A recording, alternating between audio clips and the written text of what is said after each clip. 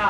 সুতরাং বৈষম্য বিরোধী ছাত্র আন্দোলন কিংবা নাগরিক কমিটি আজকের পর থেকে সমন্বয়ক শব্দটি ব্যবহার করতে পারবে না।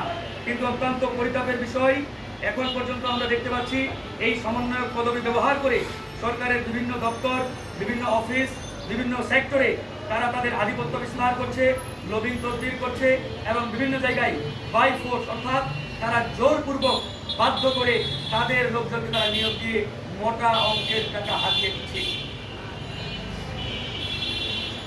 আপনারা ইতিমধ্যে দেখেছেন ঢাকা ওয়াসার আউটসোর্সিং নিয়োগ নিয়ে গণমাধ্যমে সংবাদ প্রকাশিত হয়েছে। এটা স্থায়ী নিয়োগের একটি প্রাথমিক ধাপ। 2024 সালের 6 সেপ্টেম্বর গণমাধ্যমে প্রকাশিত হয় প্রায় 2500 আউটসোর্সিং কর্মী ঢাকা ওয়াসার বিভিন্ন বিভাগে তারা নিয়োগ দেবে কর্মরত রয়েছেন। ওয়াসা তাদের চাকরির সুরক্ষায় বয়স শিথিল করে রাজস্ব খাতে স্থানান্তরের জন্য অনুরোধ জানিয়ে চিঠি দিয়েছিলেন স্থানীয় সরকার বিভাগকে।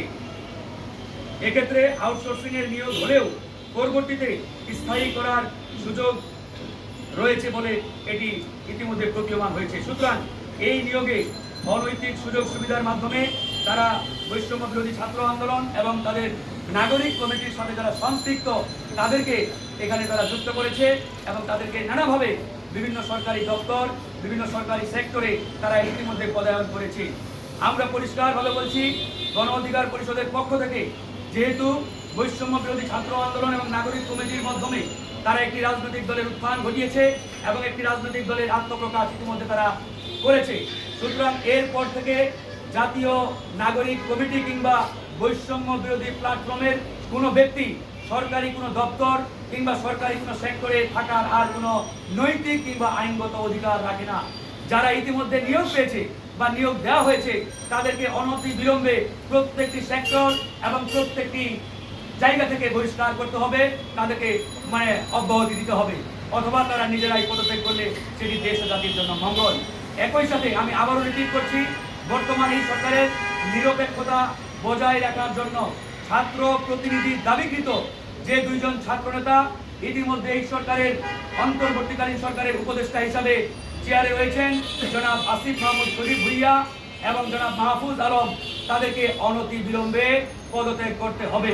তারা যদি পদত্যাগ না করে তাহলে গণ অধিকার পরিষদ অন্যান্য সকল রাজনৈতিক দল এবং বিপ্লবের পক্ষের শক্তিগুলোকে নিয়ে অতি দ্রুত কঠোর কর্মসূচি ঘোষণা করবে।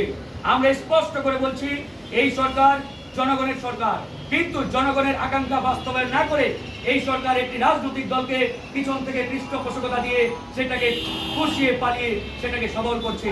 এখান থেকে আমাদের সংশয় সন্দেহের উদ্রেক হয়েছে যে এই সরকারকে কোনো রাজনৈতিক দল গঠনের জন্য জনগণ চেয়ারে বসায় নাই। এই সরকারকে যে মহান দায়িত্ব দিয়ে জনগণ চেয়ারে বসিয়েছিল সেই মহান দায়িত্ব পালন এই 7 মাসে কতটুকু করতে পেরেছে সেটি কিন্তু আজকে পরিষ্কার।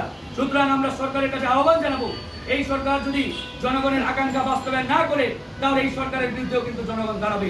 আজকে নিরপেক্ষ নির্বাচন এই সরকারের অধীনে হবে কিনা সেই প্রশ্নেও রাজনৈতিক মহল এবং জনগণের মধ্যে দেখা দিয়েছে। কারণ এই সরকারের এই 7 মাসের যে কর্মকাণ্ড, এই কর্মকাণ্ড এটাই প্রমাণ করে যে এই সরকার নির্দিষ্ট একটি দলের পক্ষে নগ্নভাবে যে পক্ষপাতিত্ব অবলম্বন করেছে, সেই জায়গা থেকে তাদের মাধ্যমে নিরপেক্ষ নির্বাচন আশা করাটা অনেক দুরূহ।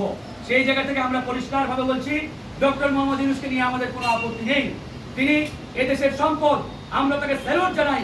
কিন্তু প্রশ্ন হচ্ছে ডক্টর মোহাম্মদ ইউনূসের চতুর্দিকে যারা রয়েছেন এরা এক একটা আওয়ামী এজেন্ডাধারী, আওয়ামী দালাল এবং এরা নানাভাবে আওয়ামী লীগের কাছ থেকে সুযোগ সুবিধা নিয়ে এই সরকারের যে ছাত্র উপদেষ্টা ইতিমধ্যে রাজনৈতিক দল গঠন করেছেন তাদেরকে নানাভাবে তারা পৃষ্ঠপোষকতা করছেন। আমরা এটাও শুনেছি আওয়ামী